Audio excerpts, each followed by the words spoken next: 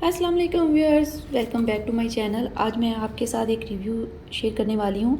ये एक नया है ट्रिपॉड जो मैंने नया ख़रीदा है। ये बहुत ही इजी है, यूज़फुल और इतना चीप है प्राइस में, और बहुत ही ज़्यादा इजी है इसको यूज़ करना।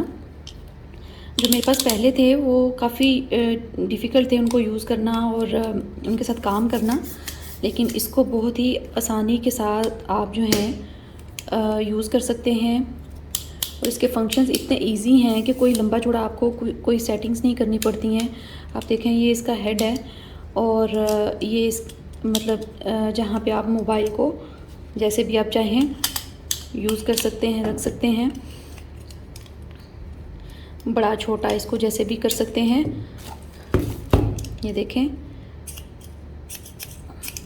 और इसको आप जितना मर्ज़ी मोड़ सकते हैं, जैसे भी यूज़ कर सकते हैं। बहुत ही इजी है, यूज़फुल है, और सबसे बड़ी बात ये कि बहुत ही चीप है प्राइस में। इसको आप जितना भी कम ज़्यादा आराम से कर सकते हैं।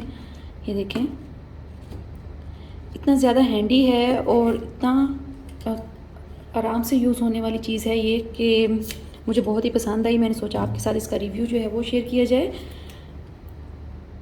आप देख सकते हैं यहाँ पे ये सिर्फ 15 दिरहम का जो है ना, दुबई में यहाँ पे मिलता है।